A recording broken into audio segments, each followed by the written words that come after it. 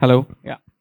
Perfect. So, yeah, I was saying that I have had an opportunity to work with Kerala Startup Mission, but the Trivandrum office, so visited there. They did some meetup cafe event and then some other things.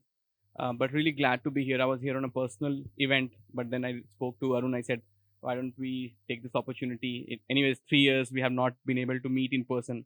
So now every physical event is a more special one. That's when you start appreciating small things in life, right? And as an entrepreneur, I think that's what you always appreciate, how small things can lead to very large ones. I'll talk about some very interesting stories, how one small introduction led to $100 million round, how one small introduction made someone a celebrity overnight. So very interesting. I'll first start with a very quick introduction. My name is Ravi Ranjan. I come from a very small village in Jharkhand. When I was growing up, um, I had a lot of challenges around me. So my place was the highest Naxal affected area in the country. And at that point of time, there was nothing which you can do about it. A lot of problems, no electricity, no education, a lot of, basic challenges which you take for granted, they were not available. And that always kept me thinking that why it has to be like that. And that's when I really kind of, please. No, that's all right. That's when I kind of really kept asking myself question, how can we change it? Unfortunately, that time I never had access to a mentor. There was nothing like what we have today. No LinkedIn, no Facebook, no internet. So what do? You just keep thinking. Interestingly, when I was in class 10th, I got an opportunity to go to Chandigarh. That's in North India, one of the largest city. And that's where I first time saw how development looks like. And that kept me thinking, how can I bring the same to my state, to my personal life, and also people around me? I thought if I become a journalist, I'll be able to solve a lot of problems because as a journalist, you'll be able to write, talk things and bring attention to people. I studied journalism, became a journalist, started writing. My stories were very, how do I say, thought provoking, and it was something which a lot of people did not like. So my editor called me and he said that, Ravi, you can't be so blunt. You have to learn diplomacy. I said, but the job of a media person is to talk about what's reality, what's happening. But he said, doesn't work like that. That's when I realized that unfortunately, media is not anymore the fourth pillar of democracy. So I started my career as a radio jockey. Then I become a journalist, and then I quit. I said, I can't do this. And then, fortunately, uh, one small mistake led me to this world of entrepreneurship. So I had no idea what incubation, angel investment, entrepreneurship means. So I've never studied engineering. I've not done MBA. I'm a student of journalism and filmmaking. So that's what I've studied. But then a recruiter was reaching out to a person named Ravi Ranjan who was working with Angel Network, and I don't know how accidentally they reached out to me saying that we have an opportunity where one of the first incubator in the country is looking to have a person who can run the program. I said, sure. I mean, what does incubation mean? Then they said, you should know because your profile says that you have been part of that. I said, I thought at that moment, what if I have said no? I would have always been in media and in interesting industry. But I think that one small mistake led to something very interesting. I went for that meeting. So that was for Indian Angel Network, which was at that time one of the largest angel network in the country, and they used to do very interesting programs. So I started working there. For the first few months, I was just making myself familiar with uh, what is incubation, how does angel investment work. This is 2010, so it was not as sexy or as exciting as it is today. In 2010, if you go out and tell your parents that after finishing my college from like a good college MBA, I'm going to build a startup, they would have definitely said that something is wrong with this. In fact, I've heard stories, and I'm not kidding. There were few founders. One of the guy was about to get married, and when their in-laws asked, "What are you doing?" he said, "I'm building an e-commerce company." Uh, they actually canceled the wedding, saying that because this guy could not get a job, he's trying to build a startup. So 2010 to 2022, things have changed crazy, right? I remember I was in the room when there were checks being written, first round of check to Zomato, happily unmarried. I have been very fortunate. I have had an opportunity to be mentored by people like Sanjeev Bikhchandani, Rajan Anandan, and all of that. So that's like the early story where I started. Over the last 10, 12 years, I have had an opportunity to work with a lot of investors, angel networks, entrepreneurs. So I worked for a couple of years at Indian Angel Network. I looked after the entire North India piece and all of that. And then I worked with a few other companies here and there. Then I moved to Hong Kong, worked with an international angel network. And then I got a very interesting opportunity to come back to India and be part of the 10,000 program at startup. That's where I met Arun. So Arun has been a very old friend and a colleague. At that point, NASCOM was the largest program, not only in country, but in the world in terms of entrepreneurship. So there's a very interesting connection. Um, Around 2013, 14, there were like some companies coming up and they were trying to do good, but there was a requirement of a community to be built. And that's what NASCOM did. They actually made a community and people really took pride in being part of that community. So one of the reasons why today's startup ecosystem is so vibrant, it's definitely NASCOM has a really huge role to play. In fact, I remember we had the 25th anniversary of NASCOM where our Honorable Prime Minister, Mr. Narendra Modi, came and he asked NASCOM, what can we do to make it even further? So NASCOM team worked on a new draft and we created a policy for the country called Startup India Policy. So that was all consulted, designed by NASCOM. So again, we had a very interesting opportunity to be playing a very crucial part. Um, what has happened between 2015 and 2022 is that India has become now the third largest startup ecosystem. And why it's so important? Today in India, we have 100 plus unicorns. In fact, today a very interesting company became a unicorn. I don't know if you guys know, Physics Wala. It's a YouTube channel where the guy teaches physics, concept of physics. They raised $100 million round today, they became a unicorn, 1.2 billion. Can you imagine 10 years ago that a YouTube channel can have $1 billion in valuation? It's insane to think about it, but that's how the world is. The next 10 years is going to be about content creator. It's going to be about Web 3.0, which everyone is talking about right now. People don't know how it's going to turn out, but this is going to be the future. So coming back, why it's so important, this benchmark of being number 3 in the world and having 100 unicorn.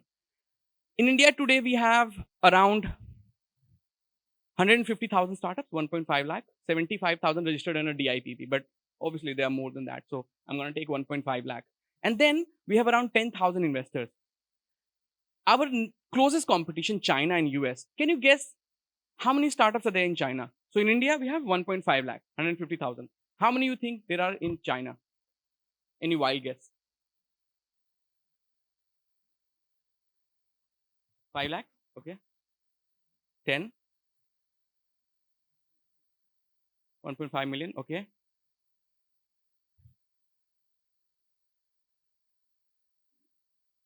Any more guesses? Arun, how do you think? How many think you?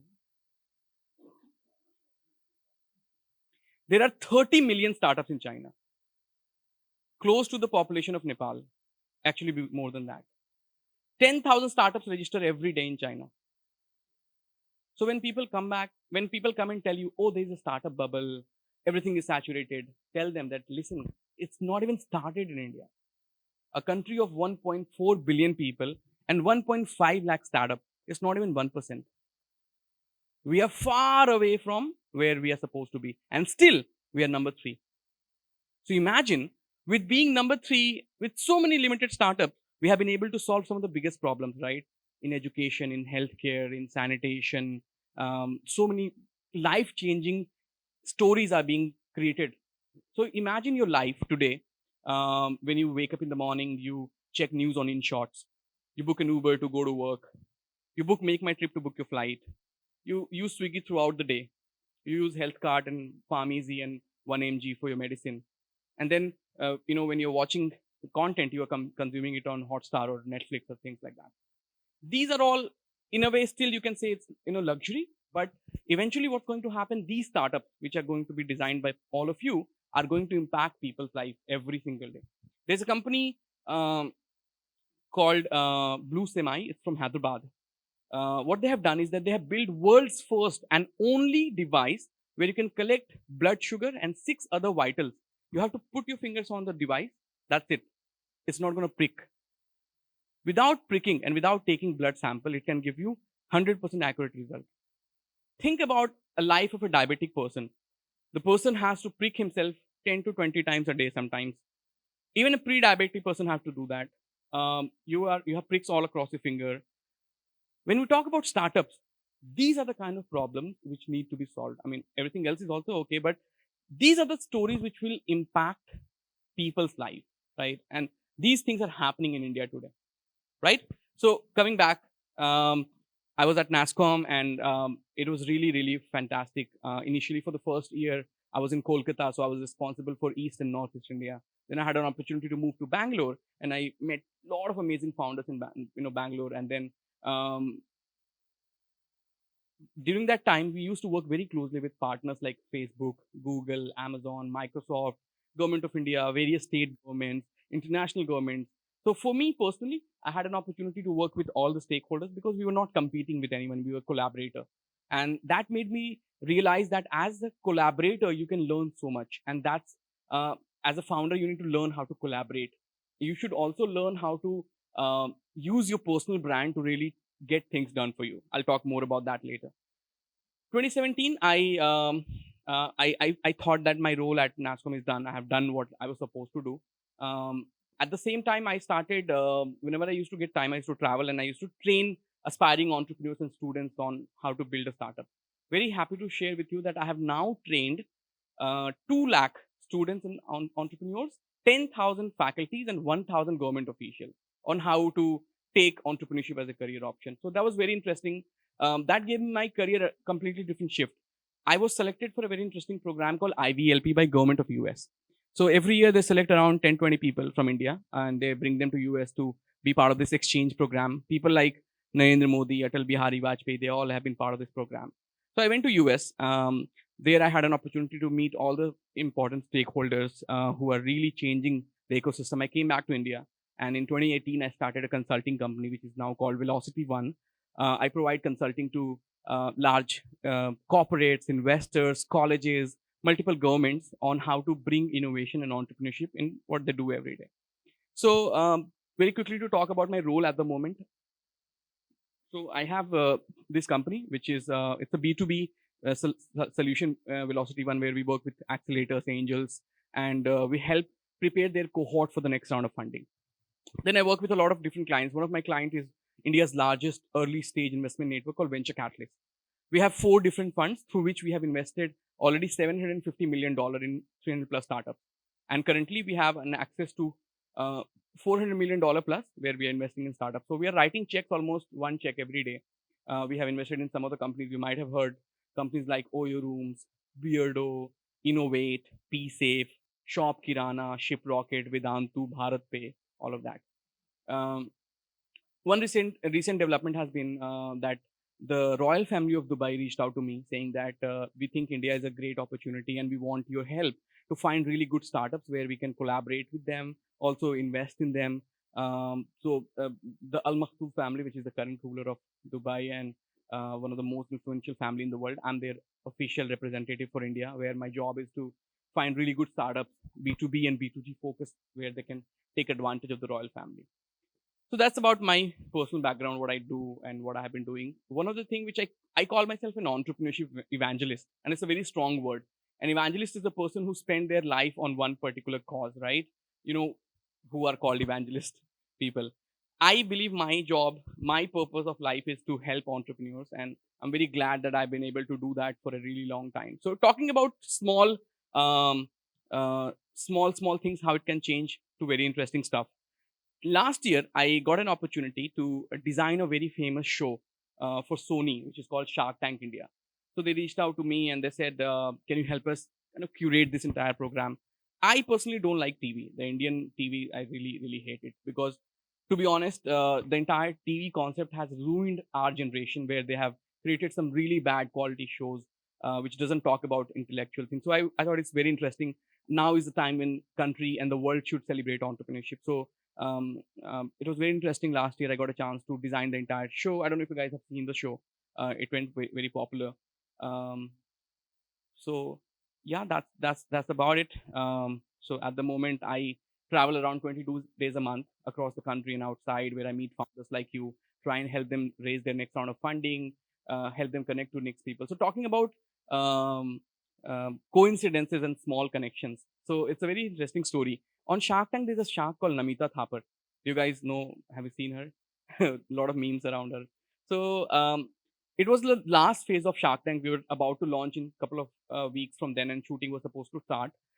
She reached out to me through a connection where she wanted to recommend some of the startups who can apply to come on the show. That's what she wanted to do. But then we were speaking, and then suddenly I got this idea that she can really play a very interesting role of becoming a shark. So I offered it to her. She never expected because she had no background in it, and she said that okay, why not? She took the opportunity, and suddenly overnight she became a celebrity. So today everyone know her as one of the most popular shark on the show. But think about it, if she would have not taken that up, or if she would have said that I'm not an expert right now, it's not about developing that expertise overnight, but it's about, can you really follow an idea and keep on building on that, because as a human being we keep on learning every day. There's a very interesting story I want to share with you. There's a company called Palantir. It's one of the most advanced data science company in the world. um, Started in the US, and they do a lot of interesting stuff. One of the most interesting achievement of Palantir as a company um, is that their algorithm was used to track Osama bin Laden. So they used their software, which provided them a data point of around 74% accuracy that this house in Abbottabad might have Osama bin Laden. So the US Army, they used that data point, and with their instinct, they went out and they actually captured him. So Palantir, what is interesting about Palantir is that while it's a data science company, the founder is a major in philosophy. He's not a data scientist. So you might think that how come a philosophy major can build a data science company, which is the best in the world? It's about how you are able to bring the best people together. At the end of the day, you don't need to code to build a platform, right? You need to have the concept and the vision, what I want to solve. Again, some very interesting stories around it. I'm sure you guys have heard the story of Mansa brand. Mansa became a unicorn in 6 months. So from zero in revenue today to $1 billion in revenue in 6 months. How can you do it? When you have a really clear idea of what I'm trying to build and how am I going to acquire customers so that I can grow really, really fast. As a founder, one of the challenge a lot of people have is that on day one, you are not able to visualize how big your company is going to be a couple of months or maybe a year down the line. You are busy in operations as a founder. You're trying to put the team together. You're trying to raise capital. You're trying to get into operations every single day. One of the learning which I have personally observed, and we always share with our founders. So we have invested, we as in Venture Catalyst Group, we have invested in 300 plus company. As a founder, one of your major role is to be keep on raising fund continuously. You need to have really competent people who can take care of operations and take care of things which are taking a lot of your time. That's number one. Number two, you need to really well understand what is your market segment and how you're going to capture it. So Mansa is one interesting example. The founder of Mansa was earlier heading Mintra, and so he understood how e-commerce works. He understood how the big is the opportunity, and he came into a very interesting point. So I'm sure you guys know Mansa is based on a model called Thrashio. Thrashio is a model from the US where they started it for the first time, where they look at really good performing e-commerce players. It's like a e-commerce so on Amazon, you have multiple sellers, right? So you have this one small seller. Like in India, there's a very interesting story. There's a company called Wow Skin Sciences. So the founder started selling on Amazon apple cider vinegar. That was their only product. And they started selling, and people were buying, and they were very happy that our sales are growing and stuff. Suddenly, they started getting a lot of feedback, and the feedback was that since the time I have started consuming this vinegar, my hair growth and my nails have been really well. How about you build something on that particular line as well? They thought about it, they did some research, and they launched India's first Wow oil with onion properties in it. It became a number one seller. They launched another product with another organic product. Today, Wow Skin is one of the best performing seller on Amazon. Why I'm sharing this with you? Because brands like Mansa, what they do is that they take these brands like Wow. They will give the founder an exit, saying that listen, you have spent 5 years, you have put a lot of effort, take this 100 crore, go and have fun, maybe build something else. Then they take this brand, they rebrand it, and they relaunch it so that their sales can increase multifold. By doing this, Mansa has really, really become a really powerful company. It was already $1 billion company. Now they are positive as well, and they are going to make a lot of profit. So as a founder, you need to think about these two things importantly. And the third thing, which is very important, is that if you have an opportunity of scaling globally, try and do it very, very fast in the markets where you think you are really able to take advantage. I'll tell you the third story of this. So I have a friend, his name is Saket Modi. He's from Kolkata.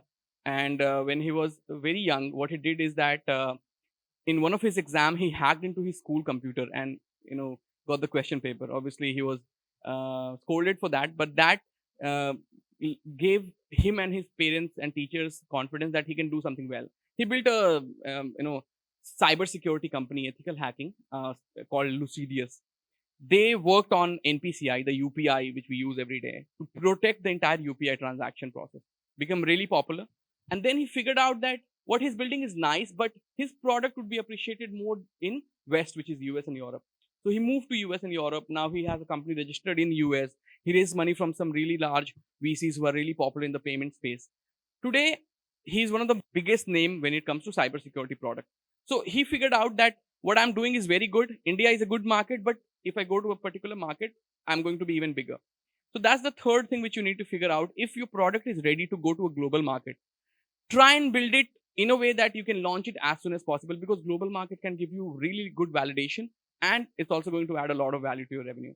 Um, okay, I mean that's what I thought here very quickly with you. There are a lot of other stories, but before I do that, I would love to listen from some of you. What are you guys doing, and how has been your experience so far? I know COVID has not been kind to everyone, so some of the physical businesses might have suffered, but that's another interesting story. So a lot of people actually use this uh, opportunity of COVID to really transform their businesses digitally, and who are able to do it, they survived really well. So how about some of you share what are you guys doing, what stage you are right now, and then we'll take the conversation to the next level.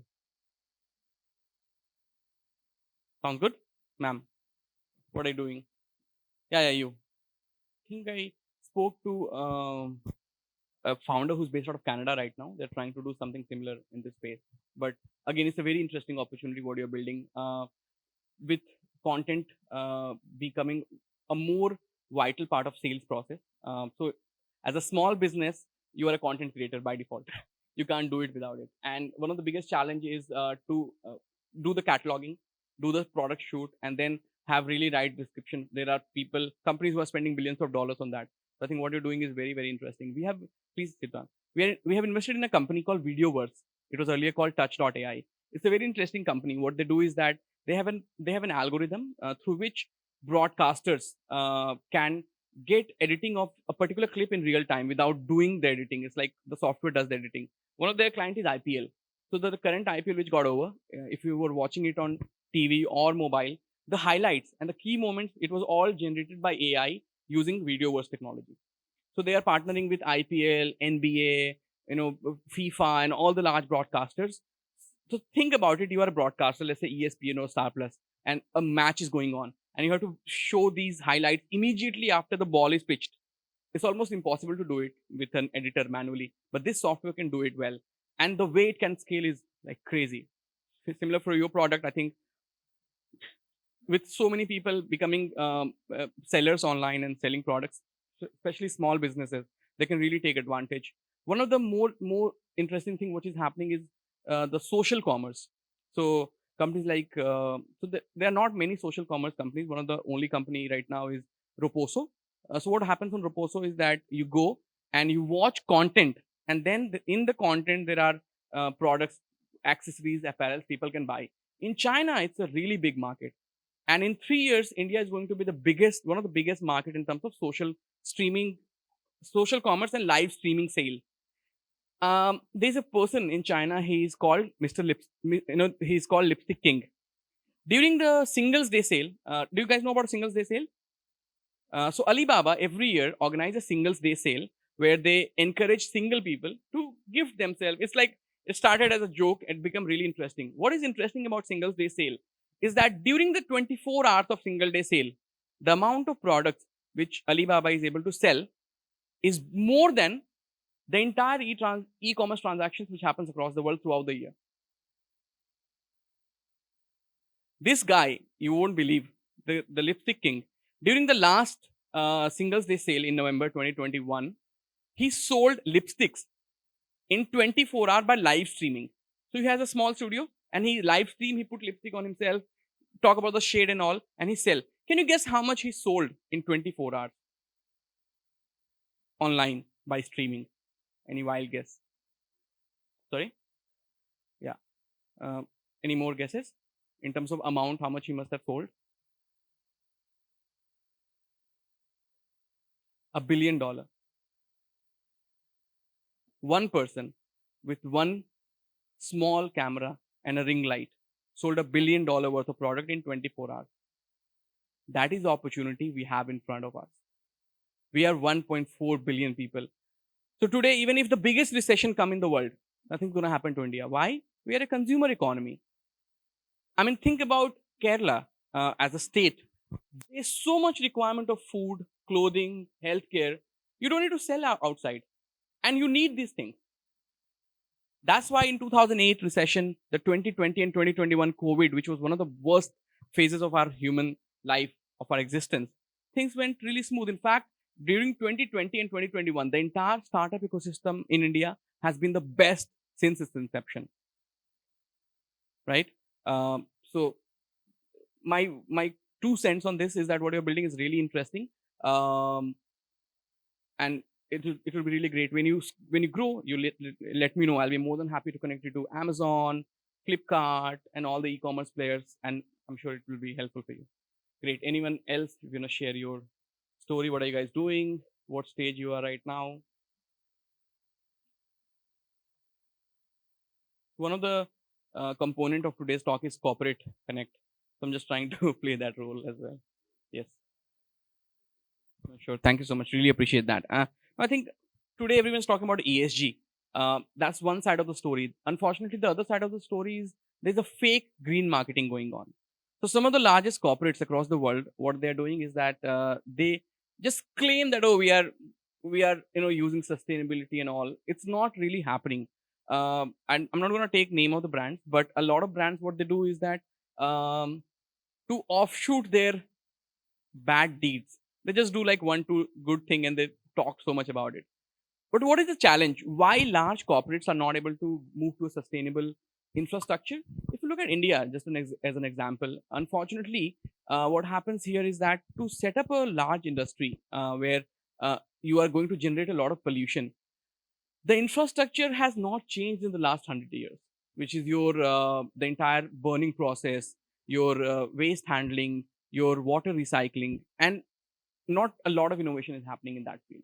So people are really concerned about how do I set up a plant, let's say a steel plant or a coal plant or a aluminium plant and steel plant, and make money from that by selling that product. But nobody's bothered about the process of doing that manufacturing. And unfortunately, the government of India does not really understand. I'm not sure why they don't. They also don't have norms on this. So for namesake on policy and papers, they talk about you need green license, you need fire license, this and that. But what is the reality? I don't know about industries in Kerala, but I see in North and East India, there are factories right in the middle of the city. No fire clearance. There's the smoke is going out every day. In Delhi, I don't know if you guys have been to Delhi, all of you. If you go to Ghaziabad, from Delhi to Ghaziabad, for the first time when I was going there, I saw on the right side there was like a hillock. I asked my friend, "What is this in the middle of the city? This hill? What is it doing?" He said, "It's the Delhi dump yard. The entire garbage is just stocked there for last like 50 years, and nothing is happening about it."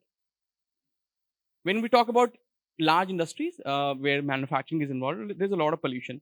So what I'm trying to say is that unfortunately there are very few startups who are able to build sustainable infrastructure to change the manufacturing process. So eventually the pollution is just no matter how many of us change our cars from normal fossil fuel to hybrid. I mean, it's going to have some impact, but the major contributor of this pollution in India is the factories and all the infrastructure. So here comes the another side of the story. So these are all challenges and all happening. Then there's a city in India called Indore. It's in Madhya Pradesh. It has been the cleanest city for the last 5 years, and I'm sure it's going to be this year as well. One of the cleanest city. What they did? is that they studied the model of Singapore and they came back to Indore and they created a 360-degree mechanism to get rid of waste. So first, they encouraged individuals like you and me to segregate waste at source. How do you do it? It's very difficult. They made a song, and this garbage truck will go in the morning across Indore, playing this song that the garbage truck is here, put down your trash and all, and he's reminding him to the people to segregate waste. Took them 2-3 years to do that, but eventually, if you go to Indore and you stay at someone's house, you'll see that they have different garbage bins to put different kind of waste, and it has become their life habit. Eventually, people from Indore, if they travel outside of Indore, they are very uncomfortable looking at people throwing garbage just like that, right? I was in Indore just a couple of weeks ago, and I could see how clean the place is, like unbelievable, right? First, they did segregation, waste segregation at source, number one. Number two, they went out to normal street side vendors who are producing a lot of waste. And they first requested them, encouraged them to not do waste. But when it was not happening, they put a rule that if there is garbage in front of a store, we are going to charge you 5,000 rupees for every 12 hours. As a small store owner, you can't afford to do that. So what they did, these store owners, they hired a person. First, they put multiple garbage bins, but people were still throwing here and there. Then they hired a person. The job of this person was to tell people to not throw waste anywhere, only throw it in the garbage bin. Number two. Number three, when you collect all these garbage, what do? They set up a world-class infrastructure in Indore where they burn the entire garbage, they make electricity from it, and the smoke before it releases, they recycle it. The remaining, waste is used as a fertilizer.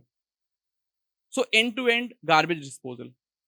For plastics, they again segregate and they make plastic granules from that. From there, being one of the polluted city in the country, today it's the cleanest city for the last 5 years in a row. So it's not a beginner's luck. They are really doing it.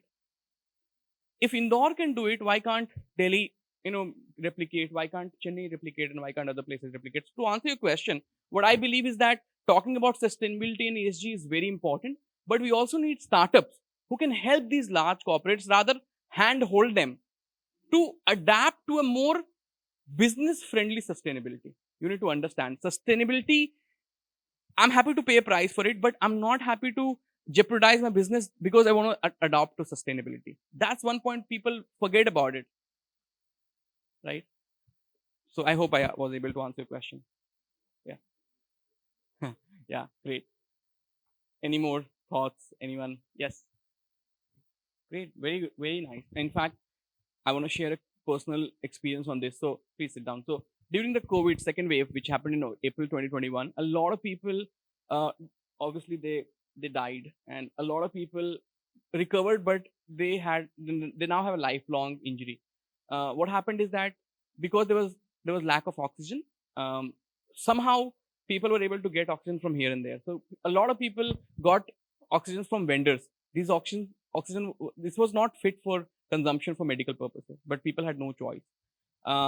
They made a makeshift arrangement, and what they did is that they started putting first distilled water and then started putting normal water, and they were not changing the water, and that led to black fungus. So a lot of people who got black fungus in India, it happened because of oxygen intoxication.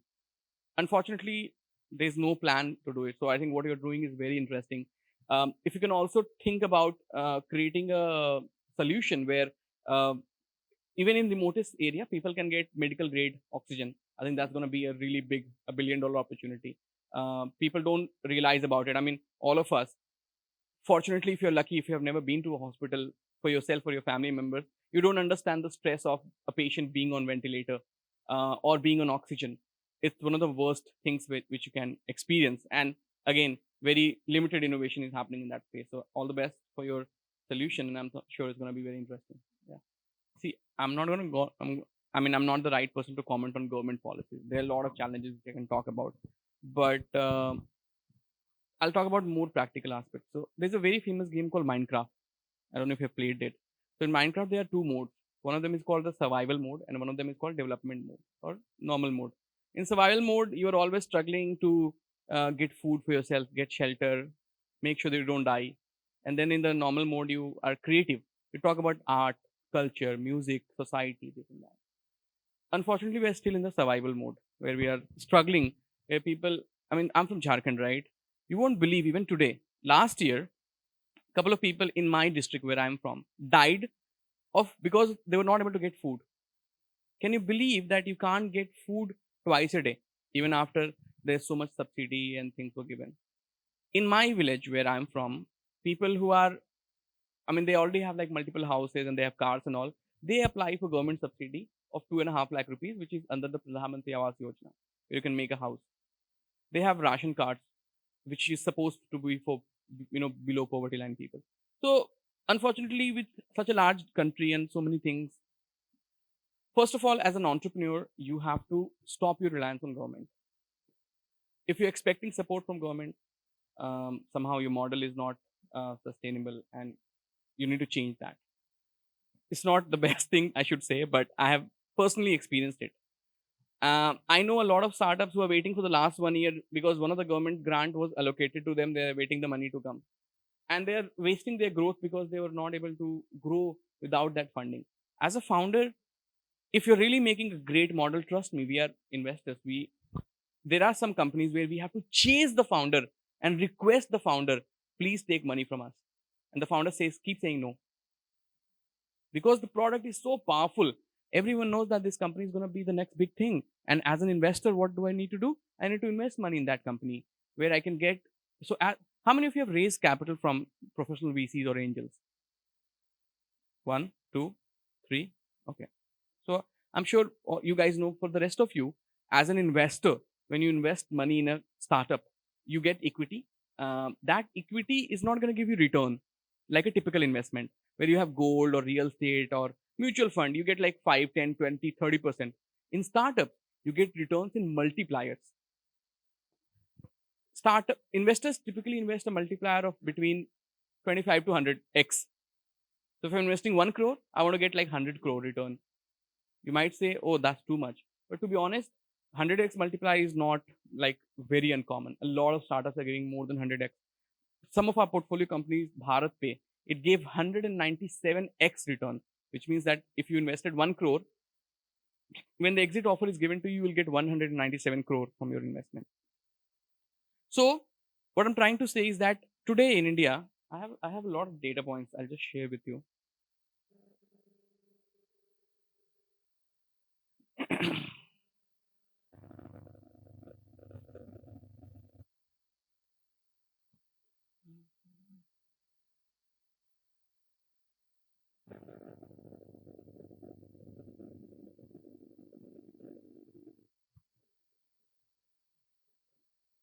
All right. So, as I said, India is the third largest ecosystem. We have 300 plus unicorns. We have 100 plus unicorns, 665 active VCs. We have 9x increase in the number of investors from 2015 to 17. We have had the total combined valuation of Indian startups is $400 billion. There are 2,600 corporate investors, 6,000 angel investors. There is a 7x increase in the total funding of investors from 2015 to 17. 1 out of 10 unicorn across the world is born in India. There's a 26% increase in PE and VC investment. 100 unicorns have raised $90 billion together. And conversion of startup to unicorn is 66% year on year. Some of the funds who have invested money in India, Sequoia, Axel, Tiger, Y Combinator, Nexus, BNext, and many more. So what is happening is, as a good startup, people are going to run after you to put money. Now, what defines a good startup? It doesn't have to be a software or an app or an ERP or a SaaS. It doesn't have to be started by a IIM or IIT founder. You don't have to be a successful entrepreneur building your next company. If you are able to build something path breaking and it's really innovative, trust me, money is the last thing which you need to worry about. I'll give you, there are so many stories I can share with you. There's a company where we have invested. It's called Melora. Melora is a jewelry brand. It's for millennial young population. When they reached out to us for funding, we were doing their pitching session. So typically, we do a pitch event, and after that, we send interest to investors, and they put money. This presentation was for 15 minutes. And before we were able to in 15 minutes, the round was already closed. Investors were literally requesting us to let them allow to put money in that, but they were oversubscribed. They could not raise money. And there are so many other startups which I know where it has been oversubscribed. So coming back to the question, you, I mean, incentives and all of that, you need to definitely try and get more information.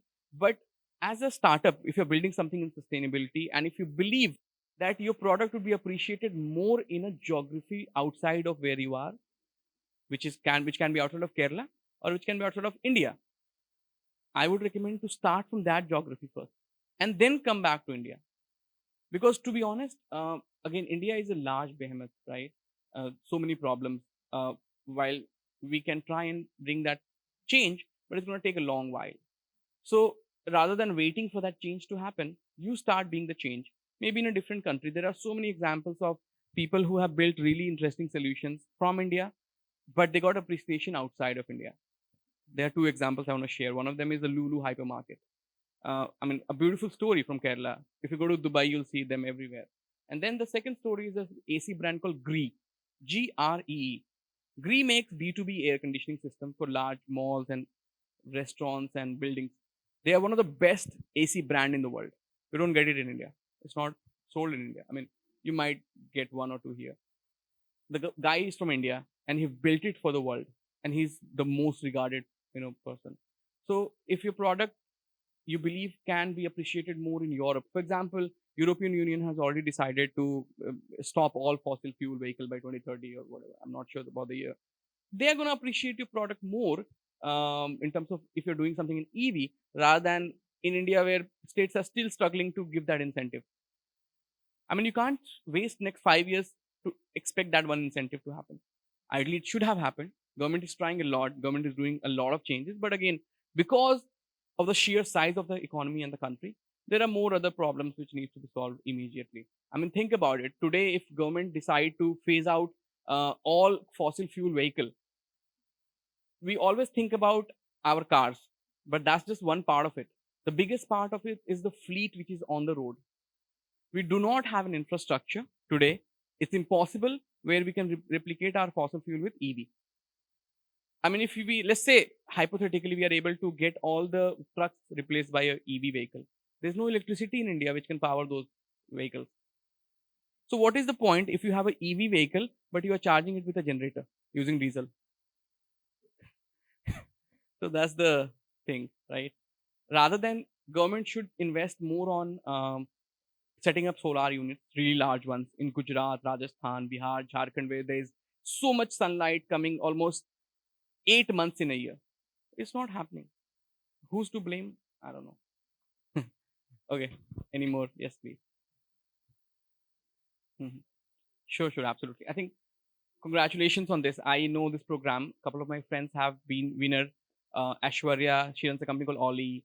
And Shruti, she runs a company called Anteshti. They have been part of these programs and they won last year or so, I guess. Um, Sorry? Okay. Very interesting.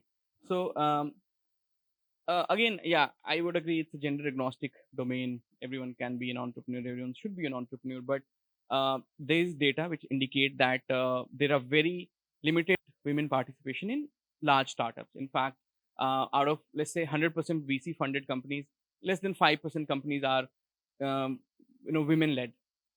That has to change. But how do you do it? Unfortunately, the problem starts at the school level, where a girl is always encouraged to choose subjects which are more how do I say, not science oriented. I mean, they are appreciated if they go and do a medicine course. But if you ask how many women are learning coding and doing software development, very small. India is the number one software services company in the world. Our export reached almost $160 billion now. Out of that entire workforce, the women workforce is very marginal, right? Fortunately, I have had an opportunity to work on some of the initiatives with Google. I started a program called Women in Tech, where we encouraged women coding and women, working on softwares and stuff. That was a small initiative. There are some other people who are also trying to do some other thing. But what we need to do in order to promote entrepreneurship by women and making sure that women take leadership position in startups and all. We need to go back to academia, schools and colleges, and start educating at that level. A lot of girls don't even realize that what are the best career options for them. They are always determined by their parents or their peers, which tell them that doing coding is not fun because it's all male dominated. You're gonna get be the only girl, in that company. What are you gonna do there? Rather do something which there are more women. Do fashion designing or interior or makeup. Come on, don't. I mean, that's the stereotype we have as a women. You are really appreciated for doing a makeup brand, but I don't think that should be the regulation. I mean, more and more women have to be part of the mainstream, but it has to start from academia, number one. Then you need to definitely have programs where women co-founders or women founders can get more hand holding and support. uh, I think your program is one of them, so I encourage everyone to apply definitely for that. And the third thing which we need to do is that slowly and slowly we have to break this glass ceiling where uh, investors should invest in a company looking at the product and the proposition rather than if it's a male or female running the company. That's my thought. Great. Anyone else? Yes. Sure. Very, very interesting. Happy to speak. Let me know. Send me your deck. There are a couple of companies which are doing very interesting stuff in this domain. I met a company called Rikuti in Jabalpur. They are doing recruitment. Very interesting solution. They just partner with LinkedIn and all other. One of the interesting company which I really like is a person um, um, who's doing this. So he reached out to me very long back, like 6 years ago when he was starting this company. It's called Pesto. What Pesto has done is very interesting. Pesto um, look at a software developer who's already working at a company in India. Let's say he's getting a salary of 50,000 or 60,000 rupees. They take this person and they upskill them, and then they get them a remote job.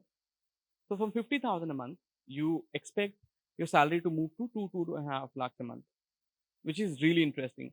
I believe that that is a very interesting plug. You might want to look at that as well. For funding, please reach out to me. I'll be more than happy to connect you to my investment team. Okay.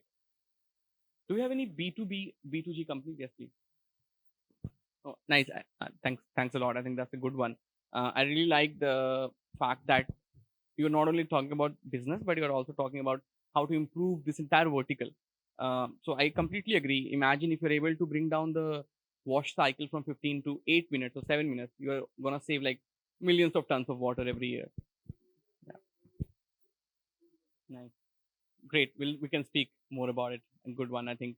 Um, there's a lot of innovation happening. We have invested in two companies in the similar space. One of them is called Autobrick, where they do car wash without using water. So that's very interesting. You replace the entire water wastage. Second company we have invested is a company called Clensta. Clensta is one of the first and the only company in the world where they have created a water-free bath. You can take bath without water. Now you might say, why do you need to do it? Right? I also had the same expression. But think about people who live in Siachen Glacier. You can't take a bath for 6 months. Or you live in Antarctica. Or you live on space station. That's one segment. Submarine. The second segment is patients who are bedridden. They can't take bath. And they need to take bath. This is a really, really huge problem. And he's been able to solve it, Clensta. So I think water is one of the resources which we really take granted, but we should try to really work on more technologies. I mean, what I recommend for you is that you should definitely try and build hardware solution which can be retrofitted on existing machines, which can reduce both the wash cycle, consumption of water, and it can also become more sustainable. So I think it's a very interesting space you're working on. I'm sure you must know this data but for everyone else, India need 30 million nurses today. We don't have it, and we don't have the capability to make it even in the next 10 years. So what becomes very important is to have post surgery care at home, which currently is, I mean, there's only one company called Portia which is trying to do it, but it's very expensive. Yeah, yeah. I'm just saying that, I mean, they have become a big brand, right? Everyone knows about it, but they're not able to scale too much because it requires a lot of manual intervention and stuff like that. So I'm really surprised Why till today we don't have a startup which is a $1 billion company which provide support and care to elderly people? Because most of the young people are not staying with their parents. Like me, I'm traveling 22 days a month. I don't have time to go back home, even for small things. So I have hired 3 people. They manage all the things at my home. Luckily, I can afford them, but not everyone can afford it, right? And also, when you have a medical condition with your loved ones, your parents, a person can only provide a certain support. You need a medical professional who can support them. It's a really huge problem, and I'm not sure why we don't have a unicorn yet. So, what I believe is that number one, you need to create a solution where anyone can book a caregiver for their parents or anyone remotely by sitting anywhere in the world. Kerala is the best place because a lot of people are not in Kerala; they are in Middle East, right? And they can afford your service. So make it simple, number one. Make it popular so that people know about it, and make it so good in terms of service that people are going to recommend it again and again. If you do these 3 things, you can capture Kerala as a market. Then you go to Delhi, then you go to Maharashtra, then you scale. And then after that, again, interestingly, UAE, by the next 3 years, UAE is going to have at least 60% of their population who are going to be 65 and above. Right? It's an old country, going to be an old country, similar with Japan and other countries. And in all these countries, you need a lot of professional care. That's why you see a lot of people go to Middle East as a nurse and they get really paid well because there's a huge demand. So, I mean, what I recommend to you is that build this model in a very simple but in a very efficient way so that you can scale. So there are 3 things which you need to do. Number one, right now you can partner, but eventually you need to develop your own school of nursing where you can train a large workforce. So the way there's a very interesting company. I met the founder 2 months ago at an event in Patna, Bihar. So this gentleman is from Bihar. He started his company from Patna, which is today their last year revenue was around 10,000 crore. It's called SIS Securities. It's the largest security provider in the country. It's one of the biggest in the world. So they provide housekeeping and security. It's a very interesting story. In 1973, he used to work with Jayaprakash Narayan. Jayaprakash Narayan was a politician and he was fighting Indira Gandhi government at that time. So it's called JP movement. If you guys know politics, you would know this. He was a very ardent believer of JP Jayaprakash, and he used to work as a journalist and he used to write stories against the government that time. So he was arrested sometimes, and then he was asked to leave his job as a journalist. And that's when, with 5 rupees as seed funding, he started SIS Security, where he provided security to a small plant in Bihar. And then from there, they scaled. Today, they are in India, Australia, New Zealand, Middle East, and a lot of other countries. What they did, they realized that we need, let's say, 2 million security guards. And there's no infrastructure in the country to prepare 2 million security guards. In India, we don't have infrastructure to prepare 30 million nurses. Forget about that. We don't even have infrastructure to train 3 million nurses.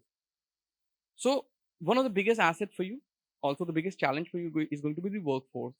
So you need to build a solution where you can have a state of the art technology, and it's a mix of hybrid plus online solution of training multiple people at the same time in a very short span. Number one. Number two, when you have these people, how do you make a very simple but a very powerful standard operating procedure? So you need to look at the model of McDonald's and KFC. So as a McDonald employee, you go to McDonald, you get like a 1 week on the job training, and then next week onwards, you can run the entire store on your own. Why? You know exactly that the fries need to be stored at minus 35 degrees Celsius. You take it out, thaw it for 5 minutes, put it in the fryer at this particular temperature for 2 minutes. Take it out, put salt, your French fries is ready. Similarly with patties and all of that. So yes. So one of the problem with India and a lot of food brands in India is that we can't scale because our processes are not defined. Like a biryani brand or a samosa brand or banana chips. I mean, when this startup came Beyond Snacks at Shark Tank, I met the founder before the shoot. He was very nervous because he can't speak Hindi, right? And the show is in Hindi. You're supposed to speak in Hindi. So he started saying that people make fun of me in Kerala. Because in Kerala, everyone loves banana chips and everyone eats banana chips, and there are like thousands of stores everywhere. People are saying that why you're making this a brand, who's going to buy it from you? When I can go to the next store and get fresh banana chips. And that's when He started his company in Mumbai so that people appreciate him and respect him. Today, his brand has become one of the most popular banana chips brand outside of Kerala. I'm not sure about Kerala, but what I'm trying to say is that he figured out that I need to do it in a market which really appreciate. Sorry, did someone say something? Huh. He's from Kerala, banana beyond snack. Yeah, I'm talking about Manas. So I saw that episode. I saw just like 5 episodes of Shark Tank. So I saw that episode where he was talking something and then he stopped, like he paused, and then the cut and back to Kerala. So he actually paused because he was not able to speak properly. I mean, he can't speak Hindi well. But what's so interesting, again coming back to your particular thing. So you start with workforce training. You do SOP, which is very crucial. A lot of brands from India are not able to scale because they don't have an SOP in place, right? And that's a big challenge. Um, I'm really impressed by the story of Sarvana Bhavan and this the Dindigul biryani. So I had this biryani 5 years ago in Chennai, and that time I figured out that this is going to be the next big thing, right? Today they have raised a large private equity round. That's their first round of funding. They're bootstrapped for so long. Now they are present in France, UK, so many other countries. In India, they're only in South India, not in North, but they have put a very subtle SOP in place which makes sure that their quality remains the same. One of the interesting story of how SOP can make you big is a friend of mine. His name is Binod and Sagar. They run a brand called Wow Momo. So they started with a really small 30,000 rupees funding with a small store in Kolkata. From there, they scaled and they made sure that so even today they own all their stores. It's not a franchise model, which means that they have complete control on their quality and the entire SOP. Today the company is 2,500 crore plus. It's going to be profitable soon and it will become big. That's second part which you need to work on. The third part is then when you have both these things, launch your service in a model which is B2B, B2G, and B2C, all three, where government hospitals and government programs can promote aftercare at home through your platform. You can partner with multiple governments initiatives to kind of take this up. Uh, let me just take this call for a second. Sorry, yeah. So that's the third part, where you can launch with all these three models. And I believe it should be a unicorn and you should work towards it. And we are all happy to support you. Thank you. Yes. No, absolutely. I think this is a common problem with everyone. People ask me, what is one skill which you want? If you are given a magic power, what you want to learn? I said, I want to be a computer programmer if I can. I mean, if I know computer programming, I can like solve so many problems. Unfortunately, you can't do it at this stage. So what I recommend is that you have to look for a co-founder who comes with that expertise. For example, my company Velocity One, where we help accelerators and angels to prepare their cohort for the next round of funding. One of the things which we do for them is we create a video pitch for them for the startup, which makes it really easy for them to raise. But I'm not an expert in that. So what I did is that we hired, not hired, but we partnered with a person who's now our like co-founder. He comes with like 10 years of experience. He has done a lot of TV shows. So he understand video in and out, everything. Now this person takes care of the entire video thing. My job is to get large clients and then they deliver. Similarly, you need to hire a co-founder. A lot of startups in India have done the same way where they have a tech co-founder who can really understand the architecture. For example, Flipkart, when the Flipkart started, initially their entire infrastructure was designed by Amit Malviya. Amit Malviya, right now, he runs a company called Udan. It's a B2B platform. But Amit designed everything from scratch for Flipkart. And I mean, when they did the first Big Billion Day, the entire website crashed, the app crashed. It was not able to work for next 30 minutes. But then slowly, they scaled. Today, they're able to handle any kind of traffic, right? And Sachin is not a coder, or Binny is not a coder. It was Amit who did it, right? And that's true for all the large tech companies that you see. So the best and the only solution I believe for you is to have a tech co-founder. Yeah, I'm one of them, right? But it's not good. In long term, when you are scaling up and you're raising capital from professional investors, because my company doesn't need investment, so I don't need to worry about it. But when you're building a product, you need to have 100% time commitment to that company. You can't do anything else. Investors would never agree, and also you won't be able to make that business really big. So what I recommend is that I understand we have certain requirements and certain commitments. So keep on doing till the time you're able to devote time so that the second product, which is going to be your main product, can go to a level where it will start generating some revenue, or save some money so that for the next 12 to 18 months you can survive on your savings, and then put all your efforts into building the main company which you want to build. Which is the main company, that you need to decide. um, that's the only way. Investors would not agree that you're working on something else as well. I mean, you can sell it and then build the next company. So many people are doing it. Yeah. Yes. Sure. I mean, you let me know. Yeah. What is it made of?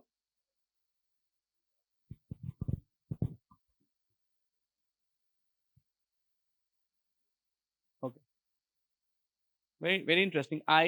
Again, there's a company where I'm helping them. It's called Rao Industries. They have made a paver block from plastic waste. So it looks like a concrete block, but it's actually mix of concrete and plastic. So very interesting. I think for this kind of product, you need to find one large client which can take it up, and so that once they sell it, once they take it from you, you can then use that branding for like long term impact. So try and find that one large client. If you have anyone in mind, you let me know. I'll try and connect you to them. It's not recycle, but when you're building it for the first time, are you using recycled plastic or new plastic?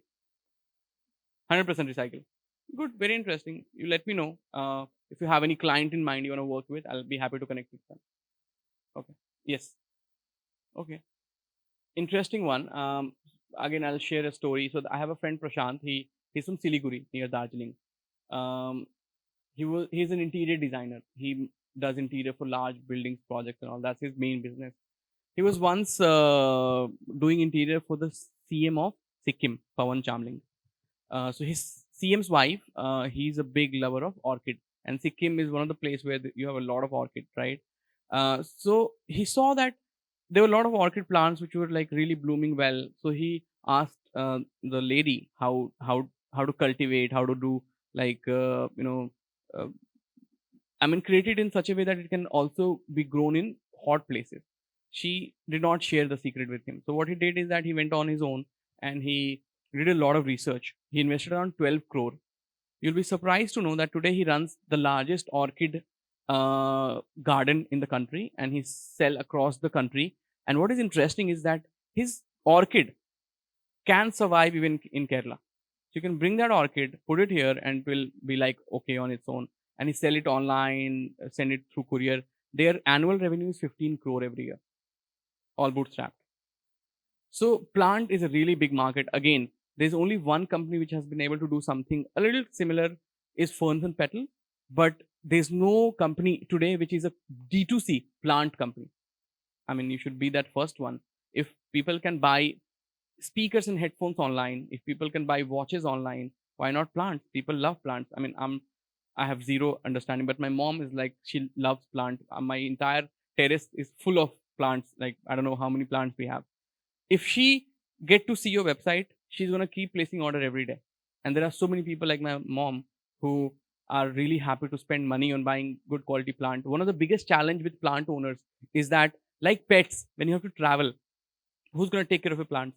You should definitely build a solution where you can create an affordable IoT solution to put water on time every day. Nobody has done this so far. If you do it, it's going to be another next big thing. So I think you should work on that too. All the best. Yes. Any more? Yes. Any more questions? Yes. Yes. Not in the current form. It is going to be success. It's actually the natural progression. We are going to go there, even if you don't like it. So I'm sure how you know how the internet works. We started with Internet One, which was basic websites, like all these flashy images and all. Then we went to Web 2.0, which is currently social media applications. Web 3.0 is where, for the first time in the human history, you and me would be able to own the part of the internet. Right now, we don't own anything on internet except your domain name.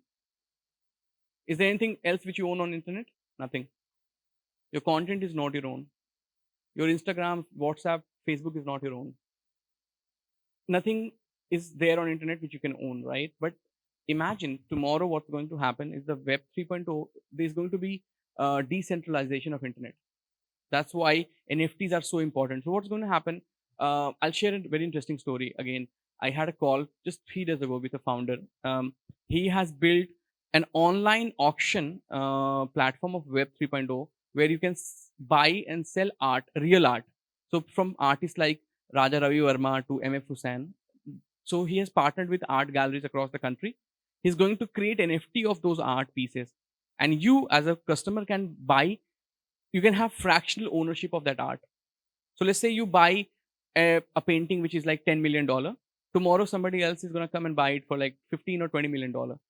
If you have taken 10% of the $10 million, you're going to get your increase on that. This is a very simple way of explaining how NFTs will work. Web 3.0, what is going to happen is that eventually when the headset technology will evolve, where you don't have to wear a headset, a simple glass can do. In fact, one of the founder from Kerala is doing really Rohil Dev. He has built a company called Nemo, which is a very interesting glass where you can actually use virtual reality content. Why if Web3 is going to be big is because a lot of people are spending a lot of time on social media, and typical social media is not going to scale more from here. It's saturated, right? So people want to really have a virtual experience where they can. I mean, it's very interesting right now. As I said, why I'm saying it, because it's not going to be the same way, because a lot of technology is still at a very early stage. But eventually, what's going to happen? We are going to have this session in a metaverse, and we feel as if we are sitting in the same hall together. And why it's important? Because you don't need to travel anywhere. You can do it wherever you are without having to lose on the experience, right? And when you do large conferences and events in metaverse, that's where you need NFTs to buy virtual accessories, merchandise, to buy virtual gifts, and to buy multiple things. Imagine if you're spending 3 hours in a metaverse and you see Nike advertisement multiple places in that particular event, the chances are that you buying a Nike shoe increases multiple times. And that's why already large brands like Nike, Adidas, they're all buying land on the virtual metaverse, across various metaverses.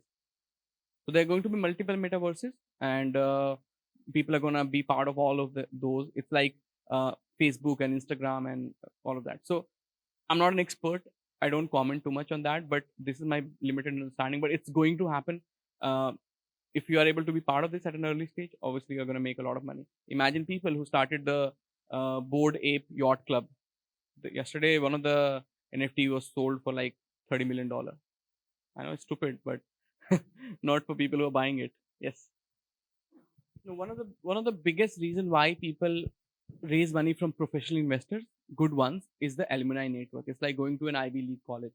If you raise money from Tiger or Sequoia or Matrix, you get access to their entire alumni database. You are able to work with them, partner with them, cross sell and cross promote with them. So that becomes a very important part.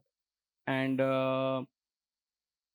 yeah, I mean, you definitely get a lot of support from your VC, your investors, because once they invest money in you, it's more of their responsibility to make sure that you grow, because they have to get more money on your company. I mean, they need to get return. So they are going to open up the entire network. For example, we at Venture Catalyst, what we do is that we have now we have 300 plus portfolio companies, and within these 300 companies there are so many opportunities where they can collaborate with each other.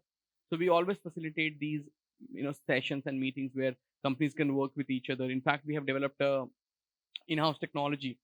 So if you go to Y Combinator, they have an internal social media platform for all their alumni from all the batches. So you will become a part of that, and you'll be able to see what's happening there and things like that. So similarly, we have created a platform where all our portfolio companies are listed and they can go out and seek help. So when you raise money from professional investors, I mean, you get all the support along with the alumni connect. No, eventually, if you want to grow as a startup, you need to have professional investors. Uh, you can grow on your own as well, but this growth is going to be very slow.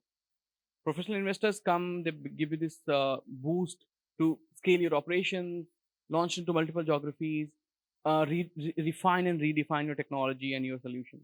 I think it's always important. One other thing which I would like to recommend anyone who's working on blockchain, one of the biggest problem which should be solved using blockchain, nobody is working on it, is digitizing the land records. But are you able to implement it at any government? So today, one of the biggest challenge in India in litigation is the land dispute. Almost every state has land dispute. Technology is not a problem. You have to convince the government to use it. I can get it built in 15 days, the best technology.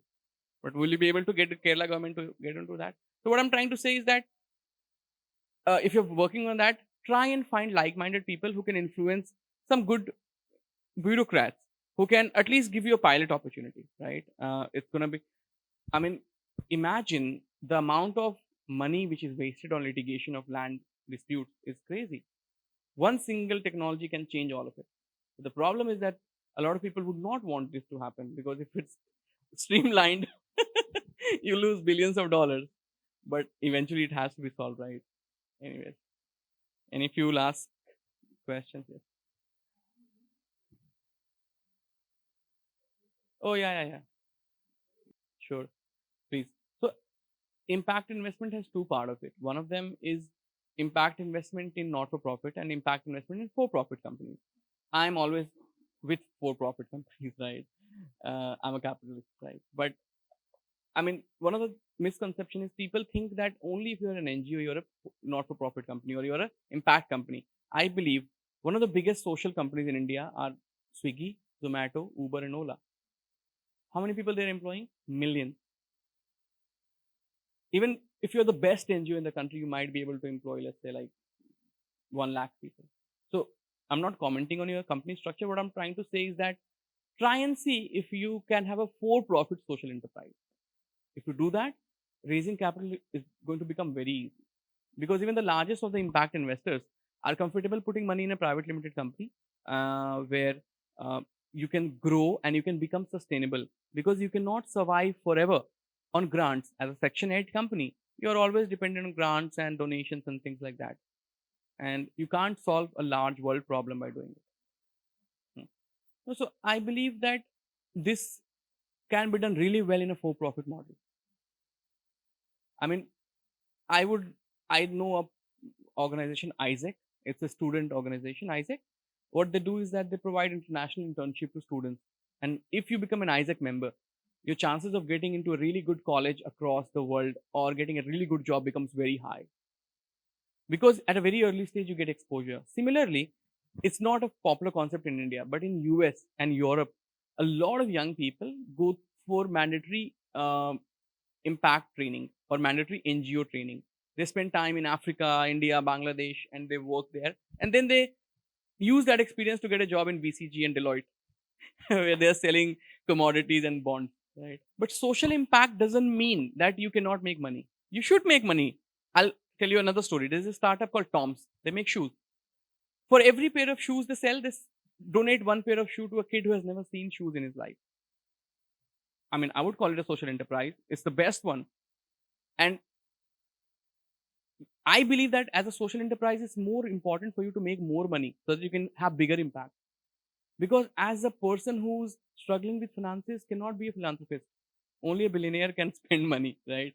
That's my philosophy. I might be wrong into it. But what I'm trying to say is that try and build a model which is sustainable for a long term. Because if you want to impact, let's say, 5 million people who can go and become part of NGO, you need infrastructure, technology, manpower to scale. And for all of that, you need a lot of money and multiple rounds of money.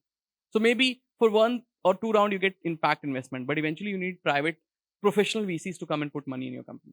In India, if you need to raise capital, you have to have a private limited company. You cannot raise in Section 8. Legally, it's impossible. Legally, it's impossible. You can't raise. You can only get grants and donations in Section 8. You cannot get a equity investment. You can have two companies. You can have a private limited company and a foundation. And the foundation can be a Section 8, but your private limited will be a for profit, which will help you grow. You can get money from VCs in private limited. You can get grants in Section 8. I don't think I can mention in public. So Ashneer is a very good friend. In fact, I got all the sharks. That was one of my most important responsibility to get the sharks. So the idea was to get people who can really give you good feedback as an investor, and they can mentor you, invest. Uh, Ashneer is the most popular shark even today. But why do you like him? If you don't like him, then you should not like him. But then you should not have problem with him humiliating people. No, it doesn't work. It doesn't work like that. Cigarette is bad. Everyone smokes, right? Alcohol is bad. Everyone drinks, right? In a large democracy, Unfortunately, you cannot be politically correct every time. So you have to also look at what the majority wants. You know, in India, what is the number one TV show in terms of TRP in Hindi? Sorry, I'm in Kerala. Huh? It's Nagin, one of the worst show on planet, and that has been number one for the last many years. Why is that? You have to ask yourself the question. I don't have a TV, so I'm not gonna be responsible for that. It's a democracy. What to do? It's not only India. In all the countries, you have these really stupid shows and all. But if people want it, it's okay. I mean, think about that particular startup which came, the naval startup, right?